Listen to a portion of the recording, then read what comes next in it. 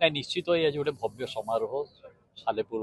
ଆଞ୍ଚଳିକ ସାମ୍ବାଦିକ ସଂଘ ପ୍ରେସ୍ କ୍ଲବ ଏକ ମିଳିତ ଇଏରେ ଏଇଟା ହେଉଛି ବାର୍ଷିକ ଉତ୍ସବ ଏବଂ ଓଡ଼ିଶା ଦିବସ ମଧ୍ୟ ତା ପ୍ରାକ୍କାଳରେ ଆମେ ଏକାଠି ହେଇଛୁ। ବଡ଼ ରଙ୍ଗାରଙ୍ଗ ସାଂସ୍କୃତିକ କାର୍ଯ୍ୟକ୍ରମ ହେଇଥିଲା ଏବଂ ଆଜି ମଞ୍ଚରେ ବହୁ ବିଶିଷ୍ଟ ବ୍ୟକ୍ତି ଆଜି ସ୍ୱତନ୍ତ୍ର ଓଡ଼ିଶା ପ୍ରଦେଶର ଗଠନ ପୃଷ୍ଠଭୂମି ଉପରେ ମଧୁବାବୁଙ୍କ ଯେଉଁ ଅବଦାନ ହେଉଛି ମଧୁବାବୁଙ୍କ ମାଟି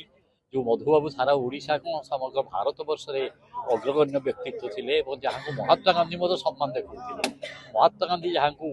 ଅତ୍ୟନ୍ତ ଦେଖା କରିବାକୁ କେବଳ ଓଡ଼ିଶା ଆସିଥିଲେ ଥରେ ତ ତାଙ୍କର ମାଟିରେ ଆଜି ଯେତେବେଳେ ହେଉଛି ଏ କାର୍ଯ୍ୟକ୍ରମ ସମସ୍ତେ ଆସିଛନ୍ତି ବିଭିନ୍ନ ଅଞ୍ଚଳରୁ ବହୁତ ଭଲ କାର୍ଯ୍ୟକ୍ରମ ହେଇଛି ଏବଂ ଏହି ଅବସରରେ ମଧ୍ୟ ଆମେ ବିଭିନ୍ନ ଦାବି ରଖିଥିଲେ ଯେଭଳି ଭାବରେ ଓଡ଼ିଆ ଉପାନ୍ତ ଅଞ୍ଚଳରେ କିଭଳି ଓଡ଼ିଶାର ସ୍ୱାର୍ଥ ରହିବ ଓଡ଼ିଆ ଭାଷା ବଞ୍ଚିବ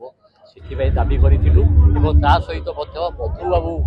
ଯେଭଳି ଭାବରେ ମରଣୋତ୍ତର ବହୁ ଭାରତବର୍ଷର ଅନେକ ନେତା ମରଣୋତ୍ତର ଭାରତରତ୍ନ ପାଉଛନ୍ତି ମଧୁବାବୁ ଅନେକ କ୍ଷେତ୍ରରେ ସାରା ଭାରତରେ ପ୍ରଥମ ଏବଂ ଏ ମାଟିର ସେ ସନ୍ତାନ ଏବଂ ମଧୁବାବୁଙ୍କୁ ଗୋଟେ ମରଣୋତ୍ତର ଭାରତରତ୍ନ ଦେବା ପାଇଁ ମଧ୍ୟ ଆମେ ଦାବି କରିଥିଲୁ ତାଙ୍କ ଉପରେ ଗବେଷଣା କରିବାକୁ ଦାବି କରିଛୁ ଓଡ଼ିଆ ଭାଷା ସୁରକ୍ଷା ପାଇଁ ଦାବି କରିଛୁ ଏବଂ ମୋଟାମୋଟି ଭାବରେ ଏକ ସଂକଳ୍ପ ନେବା କେବେଳେ ଓଡ଼ିଆ ଭାଷା ସାହିତ୍ୟ ସଂସ୍କୃତି ବଞ୍ଚି ରହିବ ଏଥିପାଇଁ ଆଜି ଏ ମଞ୍ଚ ଗୋଟେ ଭରପୁର ଭାବରେ ମୁଁ ଭାବୁଛି ପ୍ରେରଣାର ଉତ୍ସ ଭଳି କାମ କରୁଛି। आंचलिक सांबादिक संघ प्रेस क्लब तरफ जो ओडिशा महोत्सव 2026 सालेपुर होची निश्चित भाव ये अंचल गर्व गौरवर कथा एठी जो सत्यभामापुर जो आमर ओडिशार जड़े बरपुत्र कवि मधुसूदन दासकर जो जन्ममाटी से उद्देश्य आसंता काली आम सारा ओडिशा रे उत्कल दिवस पालन करवा एप्रिल 1 को जहाँकर नेतृत्व रे ओडिया भाषा भित्तिक राज्यर जो मान्यता पाई ओडिशा प्रदेश से भाया माटी रे ये भाया कार्यक्रम निश्चित भाव में ये अंचल मन पकड़ा एवं ओडिया भाषा को बचाइवाई जो प्रकार आंदोलन चलती जो उपात अंचल जो भाषा भित्तिक जो आमर